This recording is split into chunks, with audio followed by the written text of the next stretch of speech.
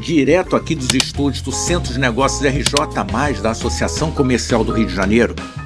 Hoje a gente vai falar sobre um assunto que preocupa a gente tanto pelo lado da empregabilidade, do desenvolvimento, quanto pelo lado jurídico. Então, eu estou aqui com o Ricardo Garcia, um dos meus principais líderes e que atua no segmento de facility, então fica com a gente que vai ser bem bacana.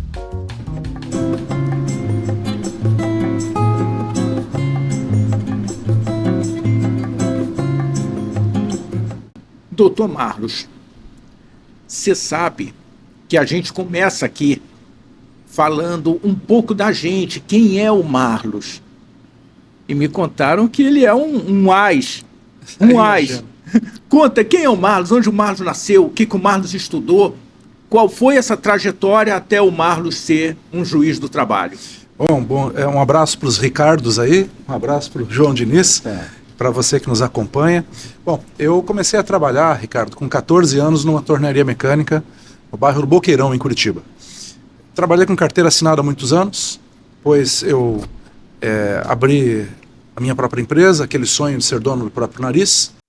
Comecei muito pequeno e 3, 4 anos depois eu era anunciante do Gugu, do Faustão, e a nossa empresa cresceu muito. Nós chegamos aí a ter entre 2 a 3 mil empregados com carteira assinada no Brasil, fora os empregos indiretos, né, que gera dentro da organização.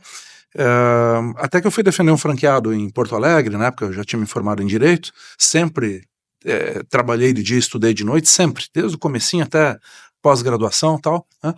Inclusive uma pós em administração de empresas, outra em direito, e lá tinha um concurso para juiz do trabalho naquele tribunal, e eu me encantei, era meu sonho ser juiz desde criança, por alguma razão, e então eu fiz o concurso, eram 7 mil candidatos, eu fiquei lá entre os 300, mas eu não passei na prova de sentença simplesmente porque nunca tinha feito uma sentença na minha vida.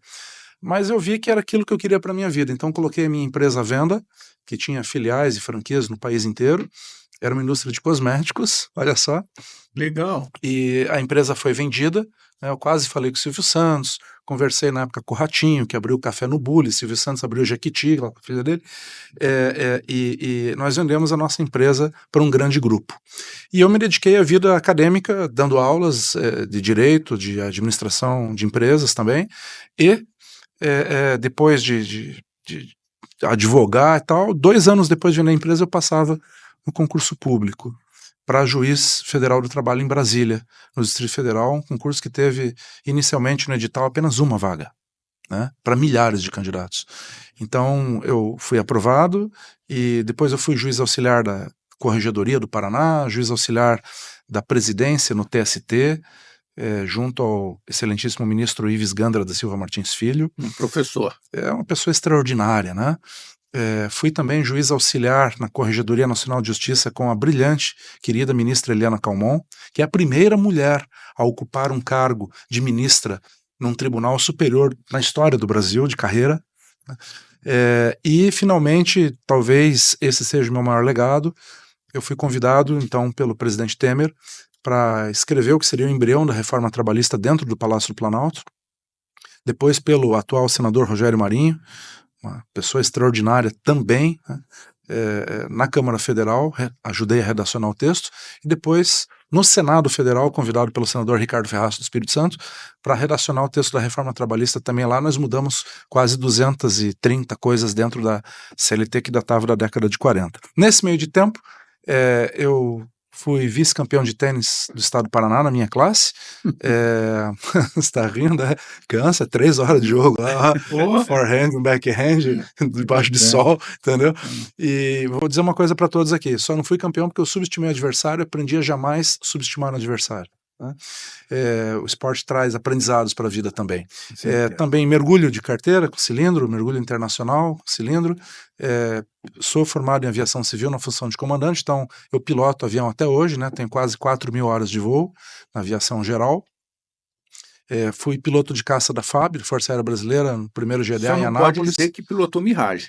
Pilotei Mirage 2000, um pouquinho antes dele sair de serviço, né? Então nós tínhamos lá, acho que 12, 4 estavam em operação. E tenho um filho de 23 anos que reside fora do Brasil. e tenho um filho de 1 ano e 10 meses. E sou voluntário no hospital em Curitiba todas as segundas-feiras, que é um hospital que quando eu tive Covid me salvou, né? Eu só respirava de barriga para baixo, na posição pronada, com todos os aparelhos apitando, não tinha vaga na UTI, aquela coisa.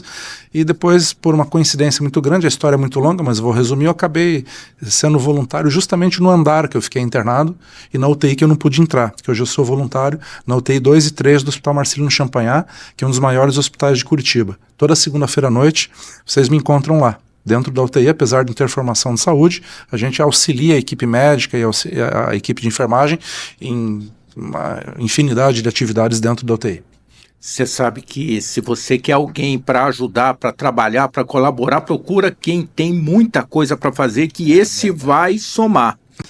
É mais ou menos nessa linha do que a gente está falando contigo.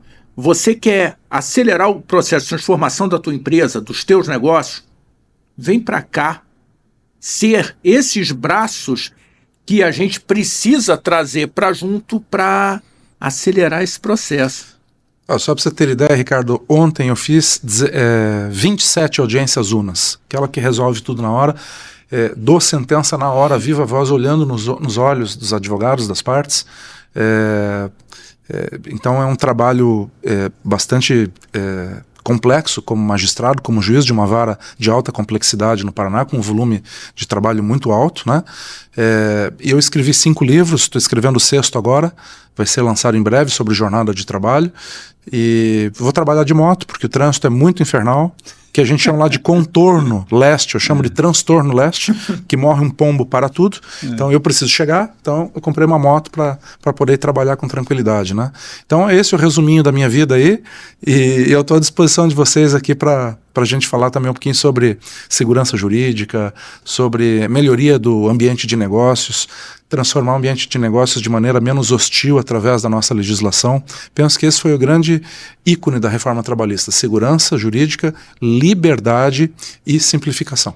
Você sabe que eu vi o ministro Fux no outro dia falando, que é um querido, uma pessoa bem bacana. Tenho o maior carinho pelo ministro Fux.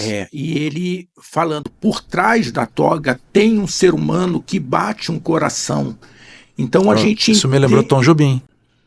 Então, tem, assim, é uma posição, você falou, da quantidade de sentenças que você deu de imediato, eu acredito que em algumas delas você fala, direita, esquerda, direita, esquerda, direita, direita, então vamos lá, ou esquerda aqui, vamos lá. É uma missão muito difícil, a gente toma essas decisões no dia a dia, né, Ricardo? Não, João? Claro. João, quem é o João? Conta pra gente. Quem é o João Diniz? Bom, João Diniz é um paulista de 57 anos, filhos de funcionário público, netos de funcionário público, fui funcionário público por 12 anos, e hoje é até engraçado, porque hoje eu sou muito crítico do funcionalismo público, e toda vez que eu falo isso, eu falo brincando, que eu tenho a escola para poder falar mal do funcionalismo público, porque eu venho de 2 gerações de funcionários públicos e fui funcionário público. É o que o pessoal chama de posição de fala. Exato. Você tem posição de fala. Exatamente. Ele tem posição de fala porque foi empresário, então ele entende a dor das duas partes. Empresário e trabalhador. Exatamente. Sim. Minha formação é jurídica, sou bacharel em Direito, não exerço a advocacia, mas sou habilitado para exercer a advocacia. Trabalhei no Tribunal Regional Federal de São Paulo durante um bom tempo. Fui delegado de Polícia Civil do Estado essa é novidade para mim, no Estado de São Paulo, e por 12 anos, e comecei a ver que realmente a atividade, comecei a me seduzir pela atividade empresarial. E eu tinha alguns contatos já na área da segurança, montei uma empresa que começou com segurança, na sequência eu fui para a SEI Conservação e Facilities. E estou há 33 anos com empresa do ramo, e através disso eu sempre gostei de política e comecei a entrar na política sindical também, junto com o pessoal da SEI Conservação e Segurança, e nisso surgiu então a Abrace. que virou Sebrae, Central Brasileira do Setor de Serviços. Eu fui diretor financeiro durante um bom tempo, me apaixonei pela entidade porque existe um vácuo muito grande de representatividade do setor de serviços no Brasil, que as entidades que deveriam representar, em razão de ser novo o setor de serviços, que começou a realmente se incrementar no início dos anos 80. Que é a base da nossa economia, né, João? E agora, e já de um bom tempo, né, como isso é uma tendência mundial, o setor de serviços é o carro-chefe do país. E a Sebrae tem, entre seus associados de federações, associações, sindicatos, nós temos 72 sindicatos, associações associadas a nós, e isso dá via associativismo, dá uma musculatura, quando nós vamos falar politicamente, em números da ordem de 970 mil empresas que nós representamos, entendeu? É muita gente. É muita coisa, né? Muita coisa. E 10 milhões de empregos, né? Então, nós falamos em 22% das carteiras de trabalho assinadas do país.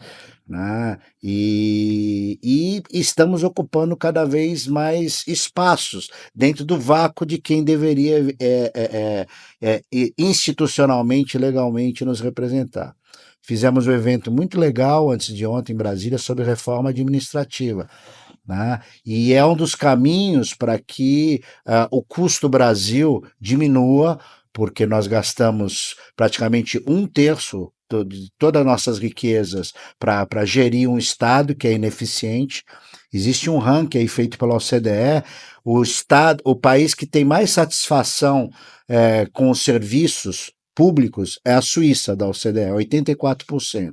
Fora da OCDE é a Indonésia, com 82% de nível de satisfação. O Brasil está na rabeira. O Brasil tem 40% só de satisfação com os serviços públicos, e dentre esses o campeão de insatisfação é o judiciário. Tem só 26% da população considera os serviços do judiciário bons serviços. Que atende às suas expectativas, né? Então, por que a reforma administrativa é boa? Para que esse Estado diminua e para que a gente não seja campeão de arrecadação, campeão de pagar impostos. Nós somos um dos países que mais paga imposto no mundo e que tem menos retorno do Estado. Nós estamos próximos de países do norte da Europa, superdesenvolvidos, Suécia, Dinamarca, Finlândia, em arrecadação, mas que em compensação dão muito em troca ao contribuinte, à população. Você sabe, Ricardo, o que o João está falando é de extrema relevância, porque a gente não está competindo só aqui com a empresa que está a 4 quarteirões à frente, a gente está competindo a nível internacional. E, de repente, vem uma empresa de facility de fora do Brasil e monta do dia para a noite uma estrutura de 2, 3 mil funcionários e está lá competindo com você. A competição é extremamente interessante porque faz a gente melhorar, mas nós precisamos ser mais competitivos.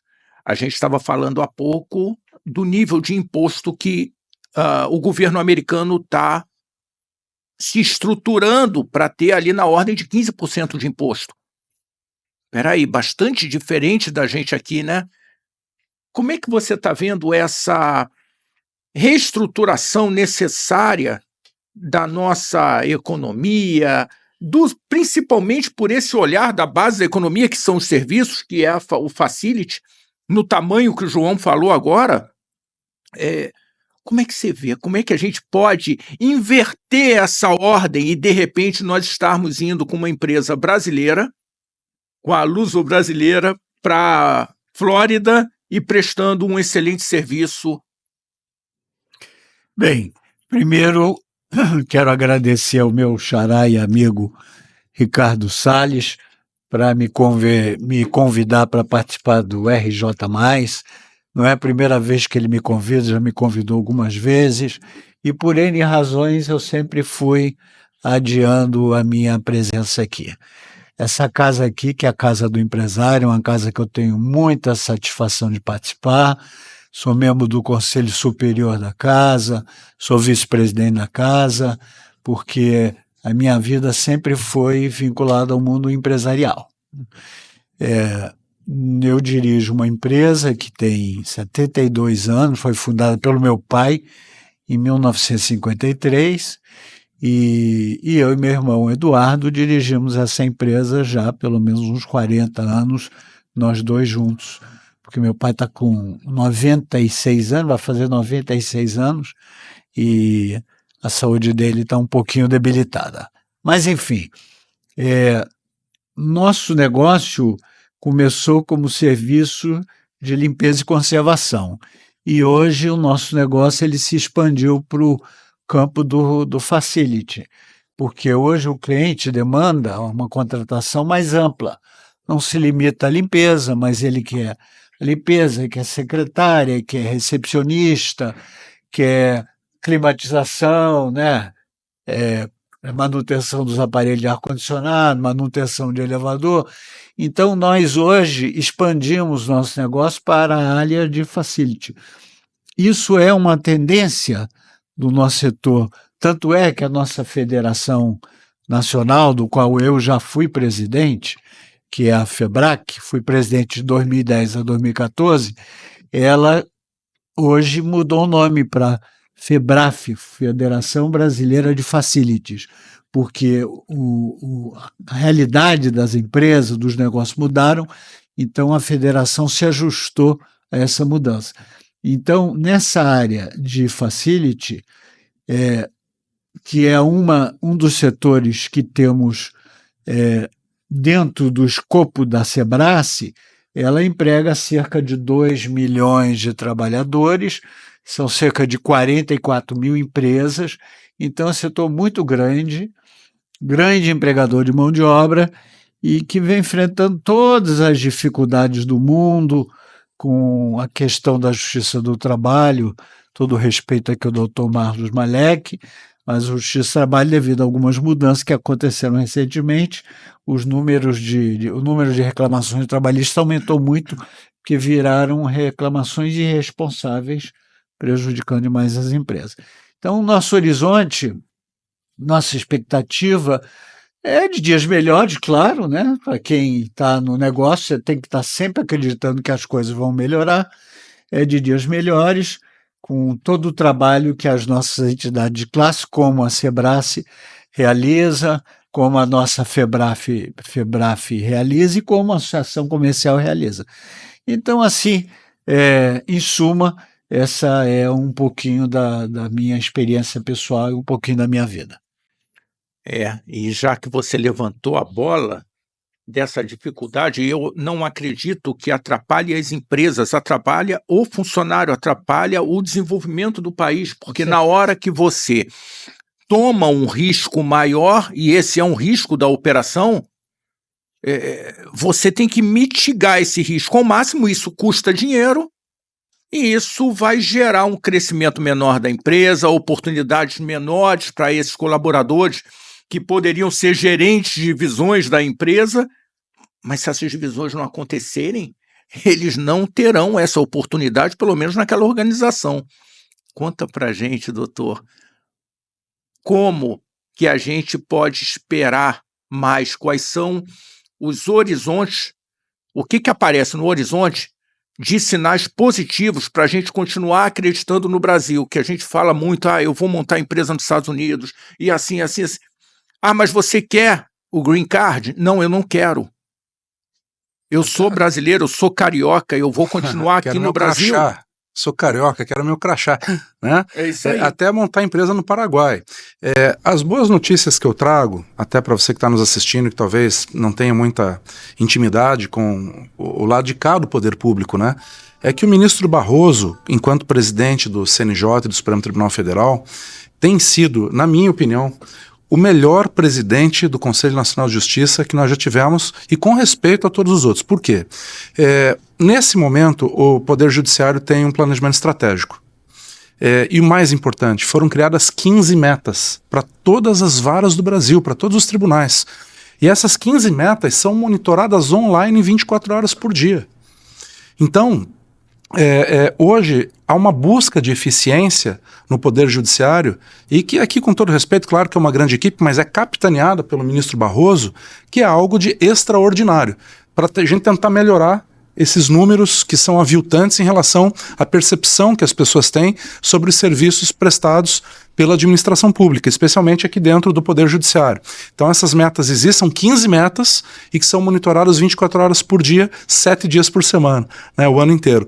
Isso é extremamente importante para a gente, porque tem vezes que a gente se olha, né, João, e se sente completamente isolado, sozinho, difícil de dormir à noite, e acorda, como o Ricardo falou, tendo que sorrir para a empresa e incentivar e empolgar todo aquele time. Por exemplo, é muito comum a gente ouvir, o processo está lá há 10 anos. Hoje, o sistema não permite que o processo fique parado mais que X dias. Por exemplo, 90 dias de um processo sem movimentação, o sistema já acusa. Então, o ministro Barroso tem uma visão muito moderna do Poder Judiciário e dessa relação das decisões do Poder Judiciário influenciando no aspecto econômico. Tanto que, em relação a esse dado que o vice-presidente Ricardo nos trouxe aqui, em relação ao crescimento das reclamatórias trabalhistas no Brasil, o ministro Barroso, como presidente do CNJ, né, e eu estou citando bastante o ministro Barroso porque as coisas estão acontecendo, e é recente. Ele capitaneou a resolução ou recomendação 159 do CNJ, que é extremamente recente, que procura combater de maneira muito objetiva as chamadas lides predatórias, as lides abusivas. E eu vejo que esta recomendação foi muito interessante porque ela nomeia, ela elenca em mais de 35 pontos objetivos, afinal, o que é uma lide predatória? O que é uma lide abusiva? E alguns exemplos aqui. Você promover várias ações reiteradas em face do mesmo réu. Claro, a gente está falando de justiça do trabalho, mas poderia estar falando de qualquer outro ramo da justiça aqui. Ações fracionadas para causar problemas para o outro.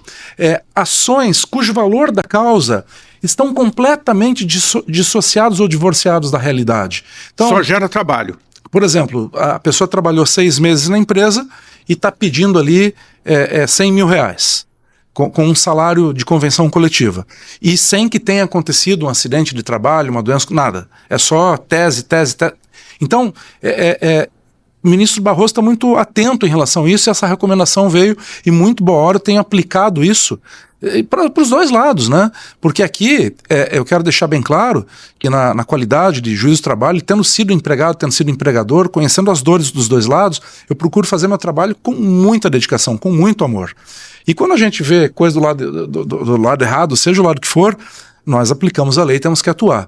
Então, eu penso que o maior desafio do Brasil hoje, de novo, citando o ministro Barroso, mas é um fato, é a segurança jurídica. A insegurança jurídica é uma erva daninha em qualquer negócio. O que é mais duro, mais triste, é você querer abrir um empreendimento, perguntar para o teu advogado, que é um bom advogado especialista na área, o que eu tenho que fazer? Me dá uma cartilha para eu fazer tudo certo. Ele vai falar, não tem. Porque dependendo da vara que cai, o entendimento é a lei é dúbia, pode aplicar essa, aquela ou aquela outra, tem um cardápio, quer dizer, não há segurança jurídica. A insegurança é total, né? A insegurança jurídica é uma verdadeira praga no Brasil, claro. Nós temos agora até o ministro Fux, juntamente com a professora Tereza Arruda Alvim, que foi minha professora nos bancos escolares, reformaram o Código de Processo Civil e trouxeram muito da ideia dos precedentes dos países anglo-saxões, Estados Unidos, sobre precedentes no Brasil. O que o precedente do que os tribunais superiores decidiram precisa vincular às instâncias inferiores. E nesse sentido, eu fiquei muito feliz porque agora, por esses dias, o Tribunal Superior do Trabalho lançou mais de 50 precedentes obrigatórios. E aí eu sou muito honesto. Quando eu estava na redação da Reforma Trabalhista, eu dizia, olha, se vai ser A ou B, honestamente, para mim, não me importa. O que importa é que diga se vai ser A ou se vai ser B, para quê? Para que haja segurança jurídica, para que as pessoas possam se planejar, para que as pessoas tenham previsibilidade. Caso contrário, nós vivemos nessa insegurança, nessa loteria, nessa dificuldade, nesse achismo e que é muito pernicioso para o país. Você sabe que nós fizemos uma conversa aqui, capitaneada pelo Ricardo e pelo João, sobre a reforma tributária. E Manuel Pinho falou, a dificuldade é muito grande da gente entender quais seriam naquele momento os cenários futuros para que uma empresa se planejasse. Como é que você se planeja nesse cenário, né, João? Que esperança a gente pode apontar para alguém que está começando ou para quem que já está no curso há tantos anos quanto a Lusobras? Qual é a esperança? Para onde a gente aponta? Será que nós teremos um caminho mais tranquilo? Quer dizer, quer tranquilo, fica em casa vendo TV, não sei se é tão tranquilo assim, mas a gente gosta de desafio, né, Ricardo? Senão a gente já teria parado há muito tempo. Muito tempo, com certeza. Falando de esperança, eu acho, foi citado no exemplo, nesse evento, aliás, da reforma administrativa, pelo governador Caiado, que esteve na Índia, e ele citou o seguinte dado, que a Índia em 2002 tinha o PIB 30% menor que o do Brasil. Estamos em 2025, 23 anos depois, a Índia tem um PIB 60% maior que o do Brasil. Isso aconteceu em 23 anos. Então, qual que é a conclusão disso daí? Tudo pode ser feito, dependendo da vontade e da mudança de rumo, a vontade das pessoas certas, na hora certa, de colocar as coisas no lugar certo. Como, por exemplo, o Dr. Malus acabou de falar, de iniciativas positivas, tanto dele, que é uma luz no judiciário com relação a ele e vários outros juízes que fizeram a redação junto com o presidente Michel Temer, que sancionou, o senador Rogério Marinho, que à época era deputado, nós demos alguns pitacos, mas eles...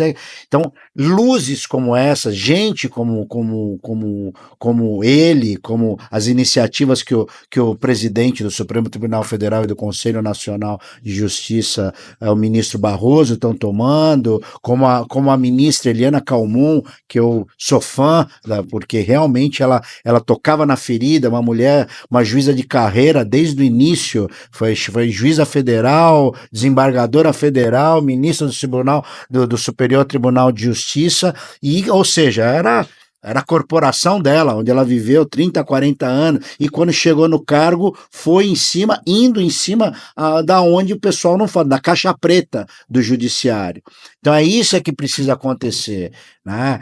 Quando eu menciono do judiciário, o judiciário ele tem que cortar na carne para que as coisas avancem. Assim, eu, como fui policial também, a polícia tem que cortar na carne também, para expurgar o mal policial, e assim é também na justiça. Existe muito desvio, infelizmente, na justiça. E o Dr. Malus é um exemplo. São luzes que a gente vê, que a gente percebe, para o próprio Brasil.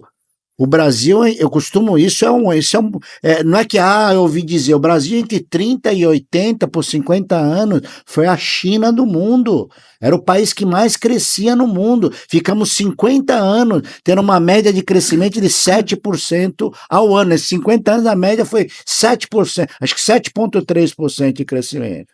Aí o Brasil começou a cair, ficou... Muitas decisões erradas. Se o Brasil tivesse o mesmo nível de crescimento agora, nós teríamos um PIB igual o da Alemanha, ou seja, nós estaríamos entre a terceira e a quarta economia do mundo se a gente continuasse. Então olha o atraso que nós tivemos... precisaria resiliência, nos né? últimos 40 anos, o atraso que nós tivemos, entendeu?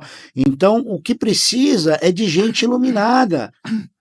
Como os exemplos citados pelo doutor, eu tive também outro exemplo dentro do judiciário, o ministro Nardes, do Tribunal de Contas da União, falou que o Tribunal de Contas da União é um dos tribunais mais modernos e mais ágeis do mundo. Eles conseguiram fazer uma reforma usando muita inteligência artificial. A citação dele, o que eles faziam em 9 meses, de 1 ano e meio para cá, 2 anos, com essas mudanças de aplicação da IA, eles estão fazendo em 3 meses. Ou seja, é isso que a gente precisa. Exemplos de gestão. E para isso o Estado tem que ser um Estado enxuto. O funcionalismo público, quando eu falo eu acho que o funcionalismo público é fundamental É fundamental.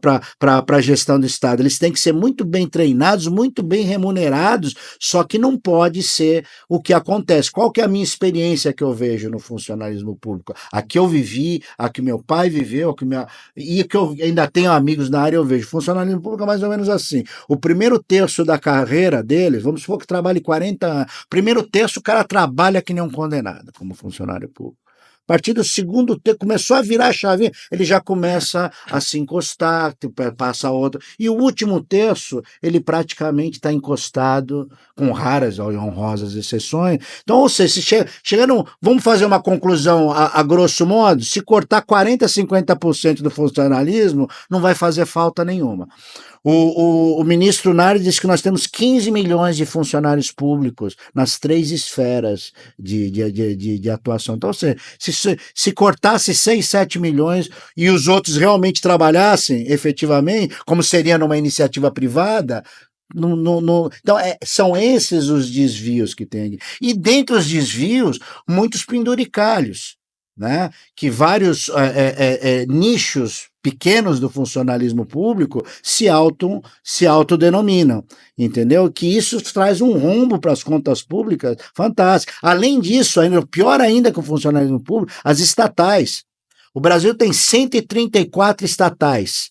Os Estados Unidos tem 16, o Japão tem 8 e a Suíça tem 4. Então, a gente não precisa entender que os Estados Unidos, o Japão e a Suíça são melhores do que o Brasil, mas fazer essa comparação é fundamental. É fundamental. Se você é um empresário e você não compara o cenário ao qual você participa, o sucesso vai ficar bastante restrito, né? Até porque é benchmark, né? Nós temos Exato. que aprender com países que estão... como bons exemplos, né? Bons exemplos, um benchmarking claro. de tributo, de trabalhista, de consumidor, de companhia aérea, enfim, das grandes coisas que informam a macro e microeconomia dos países. Perfeito. É isso aí. Doutor Marlos, sabe que eu me lembrando agora, tive um caso que o empregado entrou na justiça dizendo que trabalhava 24 horas por dia, 7 dias na semana. Eu não fui para essa audiência, designei alguém, eu acho que foi em Minas Gerais, e lá, no final, o meu responsável por RH me ligou falando assim, o juiz perguntou para ele em que horas que ele dormia, uma vez que ele trabalhava 24 horas, 7 dias na semana, durante o último ano. Em que horas que ele dormia? E aí ele tremeu, perguntou para a primeira testemunha, fez aquelas informações que um juiz diz, que o que ele está dizendo ali, ele está falando na frente de uma autoridade, eu estou usando as minhas palavras para o que eu entendi. E aí, o senhor gostaria de falar? Não, senhor. A testemunha já não quis falar, falou, babou, eu vou sair daqui preso, porque é mentira, ninguém consegue fazer dessa forma. Eu acho que é mais ou menos isso, desvios dessa ordem, que acabam acontecendo, sendo fomentados, e atrapalha a vida de todo mundo. Atrapalha o outro funcionário que, de repente, poderia ser promovido, que poderia ter uma confiança maior, e o patrão, mais afastado ainda dessa confiança, ele fica. E o Ricardo, quando as informações que nós temos, que 93%, me corrija se eu estiver errado, das reclamações trabalhistas do mundo estão no Brasil. 93%, não sei nem, doutor Marcos, se esse dado é exagerado, mas é bem provável que se for seja. 50% já é um absurdo. Eu não atribuo como um erro do judiciário, e sim da legislação ultrapassada, e que o doutor Marlos ajudou a construir uma reforma que melhorou um pouco o ambiente, mas que, enfim, estão buscando tirar todas as coisas boas que essa reforma trouxe, nesse atual momento estão tentando tirar. Então, é necessário que o país seja um país mais viável. Eu até escrevi um artigo eu não sei se você leu, que eu divulguei ontem, sobre o ambiente hostil ao empreendedorismo no Brasil, e eu coloco, um deles é a legislação trabalhista ultrapassada, outro é a carga tributária, outro é a questão dos juros altos, burocracia, concorrência predatória que nós, do setor de serviço, enfrentamos muito. Divulguei esse artigo ontem aí nas nossas mídias.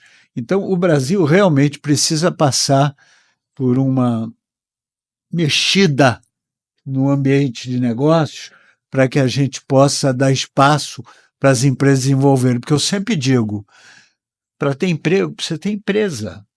Se nós destruirmos as empresas, nós vamos destruir os empregos. Então, e as 130 e poucas empresas estatais não darão conta da quantidade de empregar essa turma toda. De empregar essa turma toda. Então, a gente tem que olhar isso muito bem. João, para onde a gente deve olhar, para onde a gente deve caminhar? A pergunta de 1 milhão. Eu acho o seguinte, nós, via democracia, temos eleições diretas para todos os níveis, de vereador a presidente da República.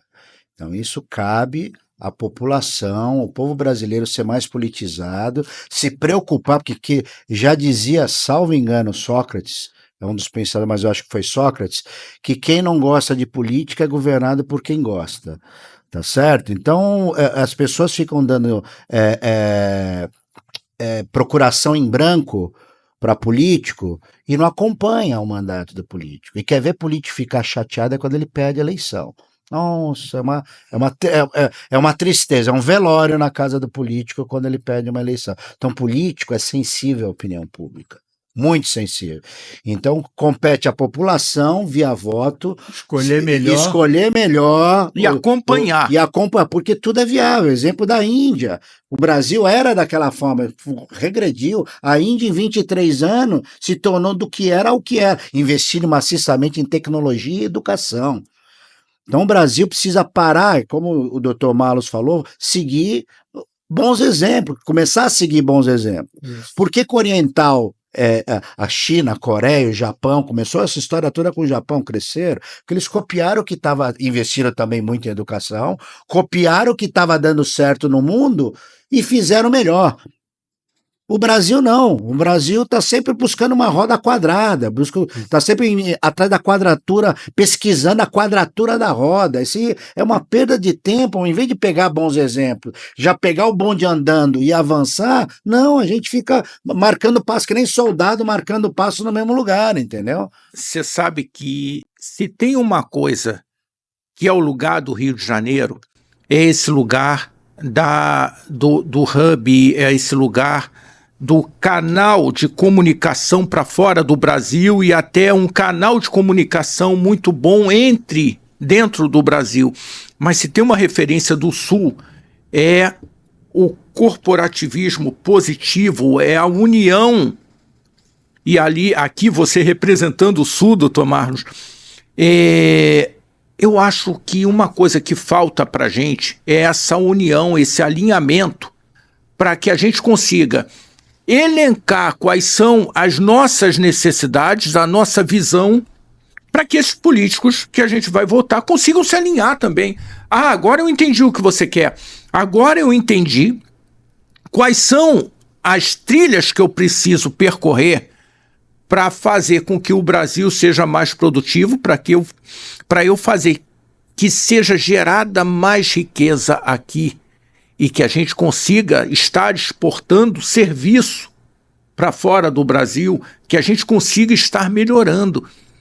Eu acho que isso é uma coisa muito boa do Sul, né? Olha, num passado recente, quando se criticava, alguns setores criticavam a nova redação da lei trabalhista brasileira, o estado de Santa Catarina, no Sul, tinha uma taxa de desemprego de 3%, enquanto tantos outros estados do país, na mesma época, e sob a égide da mesma lei trabalhista, tinha uma taxa de desemprego de 10% a 15%.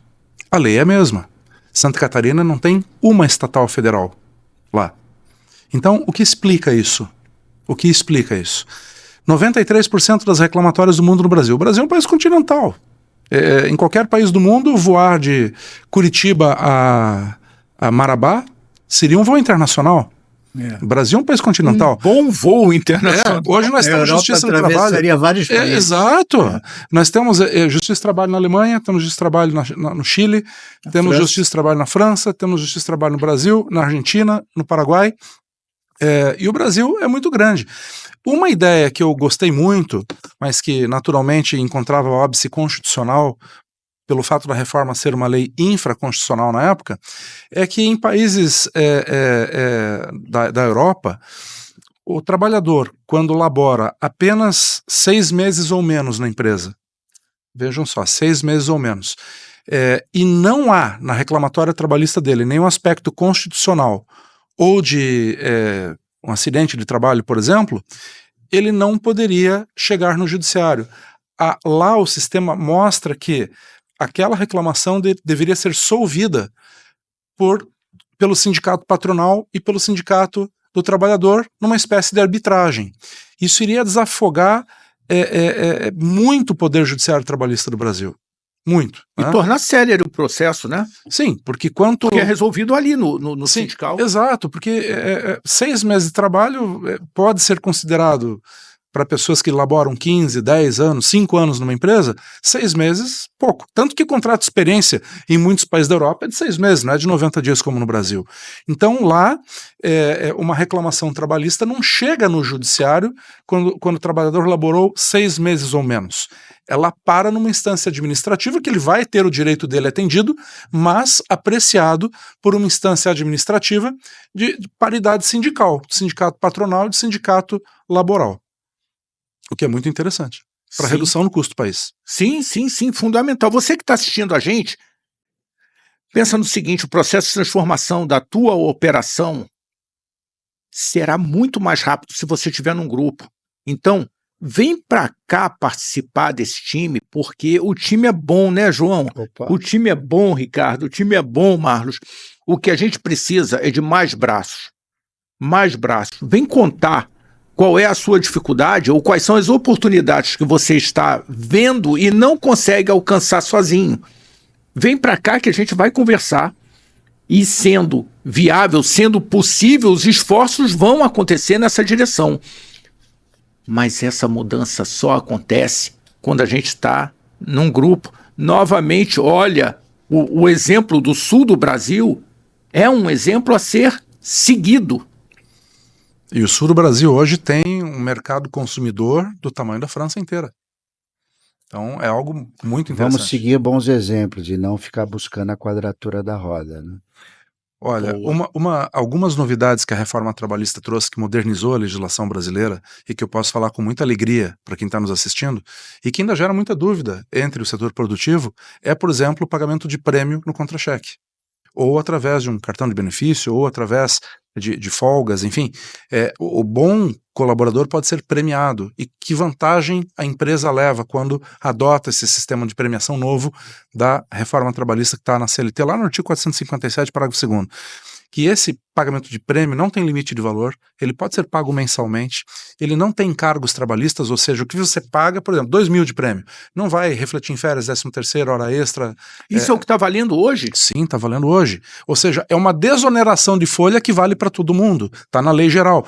E também não tem encargos previdenciários, Ricardos. Embora a língua portuguesa não permite que o nome próprio vá para o plural, mas então é uma brincadeira. Está valendo. Né? E para o João Diniz. Mas veja, não tem encargos previdenciários, nem o trabalhador nem a empresa paga previdência social sobre o valor do prêmio, e também não tem encargos trabalhistas.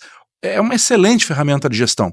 Outra modificação é que a micro e pequena empresa, para recorrer de uma decisão no juízo do trabalho, ela vai pagar 50% do depósito recursal, para democratizar o acesso das pequenas microempresas às instâncias maiores do Poder Judiciário.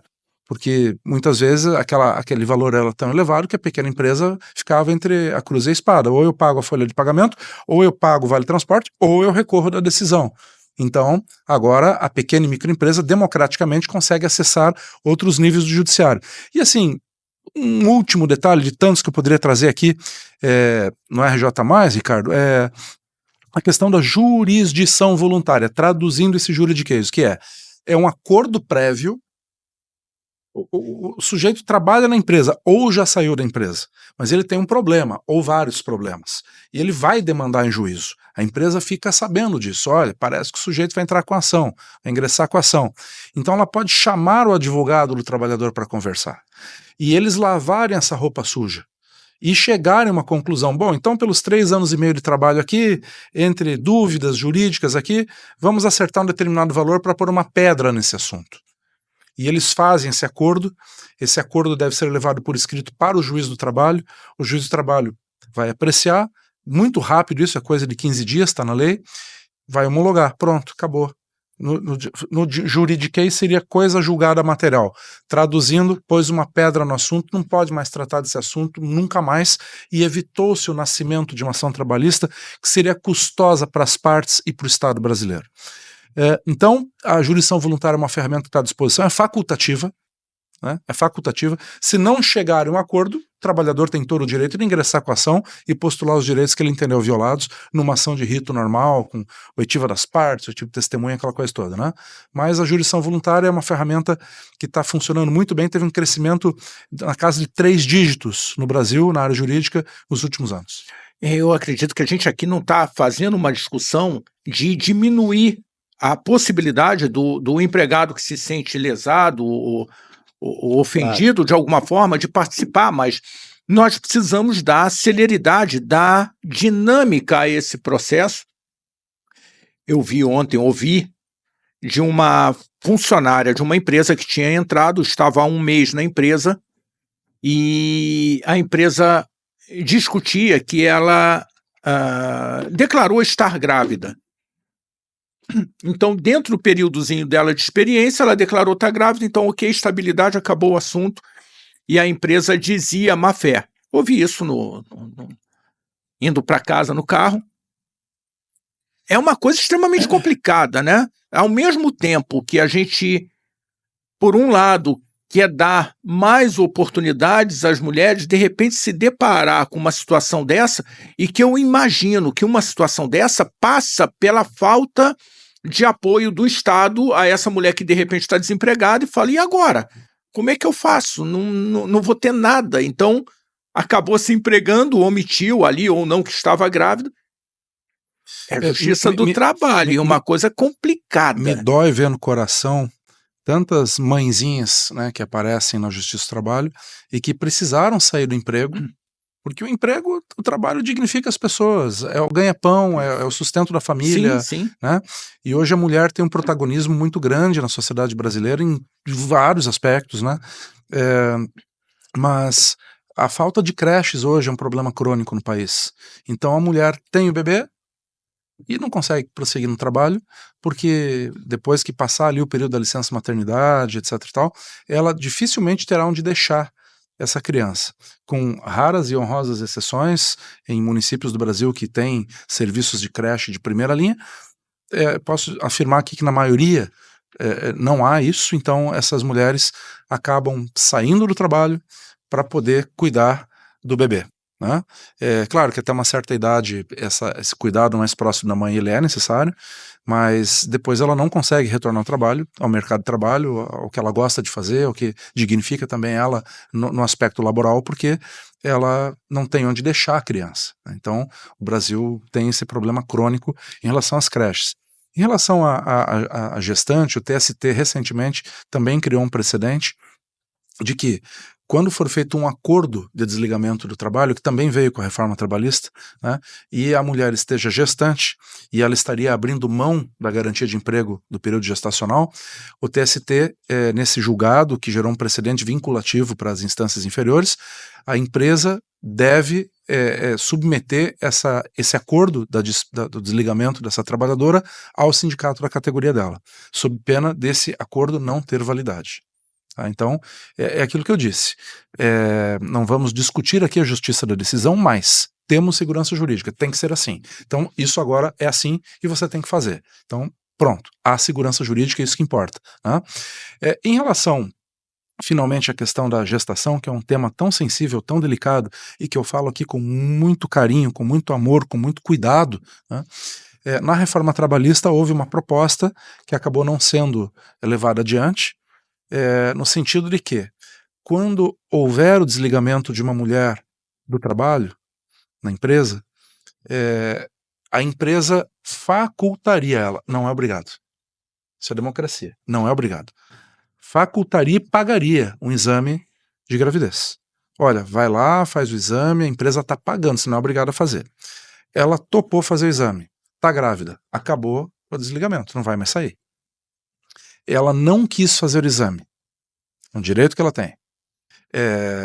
E se ela estiver grávida, mesmo sem ter feito o exame, que direito ela perdeu? Nenhum. Teria todos os direitos. Mas, a partir do momento que então notificasse a empresa. Claro. Mas, infelizmente, esse texto, que poderia ser aprimorado dentro de um processo democrático, esse texto poderia, repito, ser aprimorado, ele acabou não passando. Tá?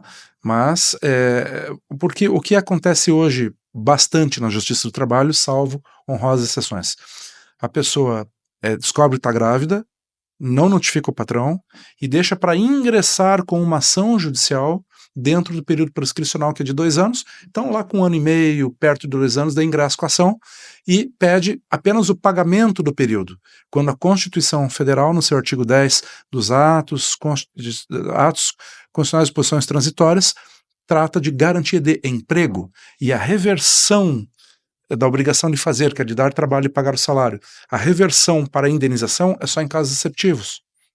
Então, o texto da lei que não passou, repito aqui, né, porque as pessoas estão vindo, pegando o bonde andando e estão achando que é assim, não. O texto que não passou, ele evitaria que a pessoa ficasse todo esse tempo sem trabalhar e recebesse salários por esse período sem ter notificado o empregador. Tá? Essa que é a questão. Mas uma coisa passou na reforma, e é muito importante para a preservação do mercado de trabalho da mulher e para a melhoria do ambiente de negócio do Brasil. A mulher que trabalha em ambiente insalubre, quando ela é afastada porque está em estado gestacional e vai para casa, não é mais o patrão que paga agora para ela ficar em casa, mas sim o INSS.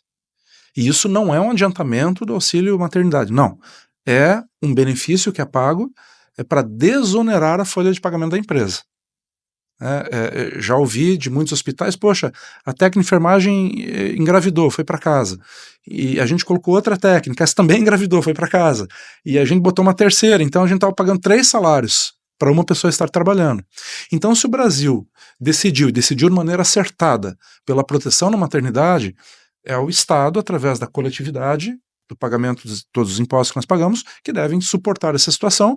Isso está na CLT, e mesmo com a declaração de inconstitucionalidade do voto do ministro Alexandre de Moraes em relação à questão da gestante e do ambiente salubre, a parte de baixo ali do caput desse artigo, né, ou seja, a lei que fala que o INSS que vai pagar para ela ficar em casa quando está afastada por trabalhar no ambiente salubre, é o INSS e não o empregador. Então aqui uma informação muito importante e que muita gente não sabe. Isso é extraordinário, isso é extraordinário. Bom, agradeço demais a participação de vocês, Ricardo. Obrigado por ter vindo. Xará. Agradeço estar aqui, o convite. Quero dizer que sou um paulistano apaixonado pelo Rio de Janeiro. Passei a minha infância inteira aqui no Rio.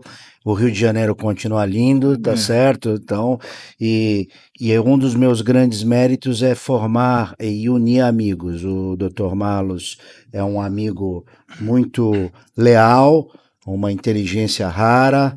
Eu costumo brincar que ele brinca de super-homem, porque ele faz 10, 12 coisas ao mesmo tempo, entendeu? Porque a vida é uma só, né?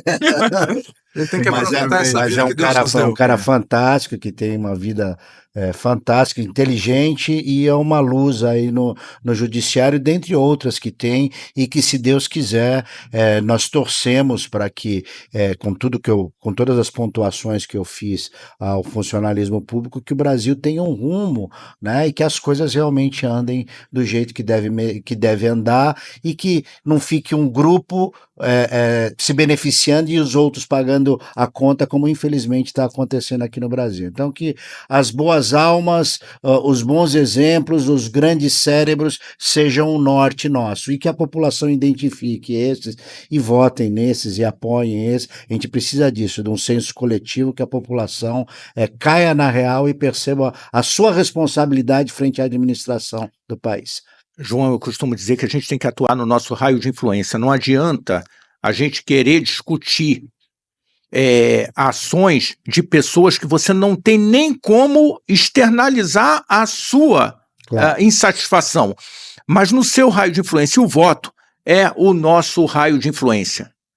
Então, obrigado e vamos seguir. Uma alegria muito grande estarmos aqui junto nesse RJ+, e principalmente junto com esses dois figuras tão importantes no cenário brasileiro, o João Diniz, presidente de uma entidade que é a Sebrace, que vem fazendo um trabalho extraordinário em prol do setor de serviço, Dr. Marlos Malek, que é uma figura extremamente esclarecida, uma visão diferente do direito do trabalho, sempre respeitosa à empresa, e claro, sem tirar o respeito ao trabalhador, e a gente está precisando de outras pessoas iluminadas no Poder Judiciário com esse esclarecimento do Dr. Marlos Malek. Uma alegria estarmos juntos aqui. Viu? Eu agradeço essas palavras gentis, generosas, Ricardo, agradeço ao convite generoso também de poder externar essas ideias. Na verdade, hoje eu estou aqui com vocês, né, na casa do empresário, a casa de Mauá, aqui no Rio de Janeiro, nessa linda cidade, e deixo muito claro, já dei entrevista inúmeras vezes para a Carta Capital, se a CUT me chamar ainda hoje para ir ali dar uma entrevista eu também, ou dar uma palestra eu também vou, Claro. Porque eu fui jornalista no passado e eu penso que o judiciário não pode se isolar das pessoas, da população. Nós temos que fazer essa aproximação com cuidado. Eu não vim aqui falar de processos que eu estou atuando, eu não vim aqui tratar tangencial ou tratar de temas políticos, mas o que eu, enquanto magistrado, a lei me autoriza a falar, eu, com muito amor, com muita dedicação, gosto dessa aproximação com a sociedade que paga a nossa remuneração e que merece ter um acesso, no mínimo, digamos assim, em relação ao Poder Judiciário. Eu não sou o Poder Judiciário, eu sou apenas um juiz, mas eu me sinto muito feliz, muito à vontade de estar aqui falando hoje com o setor produtivo e, como disse, amanhã ou depois, se a Carta Capital me chamar, ou a CUT me chamar, ou qualquer entidade me chamar, eu nunca disse não para ninguém. Nunca disse não para ninguém. Eu disse não quando não poderia falar de um processo que eu estou atuando, que é uma questão legal. Mas essa aproximação com a sociedade, eu penso que ela é fantástica. Mais uma vez aqui, eu quero até respeitosamente citar mais ou menos o ministro Barroso. Ele viaja o Brasil, faz reuniões com o setor produtivo, faz reuniões com os magistrados, diálogos com a magistratura no país inteiro, e essa aproximação que tem que haver. Nós não podemos, nós juízes, ficar afastados da sociedade, nós não podemos estar divorciados da realidade. Nós precisamos ouvir as pessoas, seja um empresário, seja um trabalhador, seja quem quer que seja, nós precisamos ouvir as pessoas. E é esse o papel que eu vim fazer hoje aqui, né? Falar o que eu posso falar, mas também ouvir muito para melhorar a minha sensibilidade em relação às coisas. Então agradeço o convite e dizer que a vida é uma só. Por isso que a gente procura fazer tanta coisa ao mesmo tempo, né? Mas sempre priorizando a magistratura, priorizando as nossas audiências, priorizando os julgamentos, mas tem que fazer muita coisa na vida porque ela é uma só. Depois que a gente tá bem velhinho, não adianta olhar para trás e se arrepender. Aí tem muita história para contar quando eu estiver bem velhinho, né? Como meu avô fazia comigo. Meu avô partiu com 105 anos. Mas contou, deixou um legado muito importante pra gente. Mas então, Ricardo, sei que está estourando o nosso tempo, mas esses dias eu fui no aniversário, sentei do lado de uma senhora que tinha 95. E aí ela tá lúcida, tá andando sozinha, ela tá... né? Perguntei para ela, qual que é o segredo para chegar aos 95 anos? E parece que tem tudo a ver com o que nós estamos falando nessa mesa aqui hoje. Ela falou, nunca parar de trabalhar. Vejam, eu não estou aqui dizendo que a pessoa com 95 anos tem que estar lá trabalhando 8 horas No mesmo batendo cartão, ritmo. não. Ela vai estar trabalhando, o trabalho, o fenômeno trabalho, ele é possível de várias formas. Inclusive a reforma trabalhista traz isso, trabalho intermitente, trabalho a tempo parcial, tantas novidades que veio com a reforma, além da jornada fixa ali, né, a 12/36, enfim, mas o fenômeno trabalho ele é possível de várias formas. E a pessoa que está com a cabeça ocupada, ela está sempre bem. Foi a mensagem que essa senhora de 95 anos me trouxe e que eu queria compartilhar aqui com vocês. É isso aí. Queria só, antes de terminar, agradecer ao Ricardo Garcia, esse Lorde Carioca, que me convidou a Sebrae. Sempre que eu sou convocado eu venho. A você, Áureo Ricardo, tá certo? Pelo convite, pela brilhante condução e pela Associação Comercial do Rio de Janeiro por nos receber aqui. Muito obrigado. Obrigado a vocês.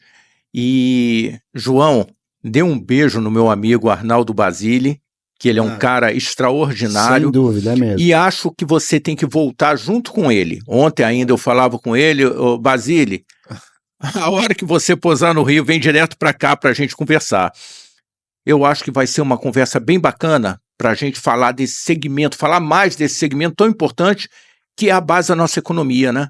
Tá bom, com certeza. Muito bem. E mostrar o meu livro, né? O meu último livro. Ah! Olha só, para qualquer um aqui, o Novo Normal.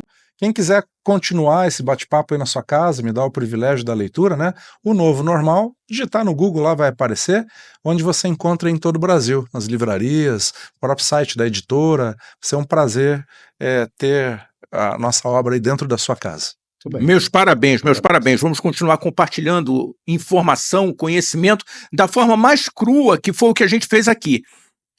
Mas para que as pessoas cheguem às suas conclusões e consigam participar desse processo de transformação para melhor e que a gente tire essa diferença para a Índia, não diminuindo a Índia, mas crescendo o Brasil, que precisa crescer. Sem dúvida alguma. Fica com a gente que tem muito mais.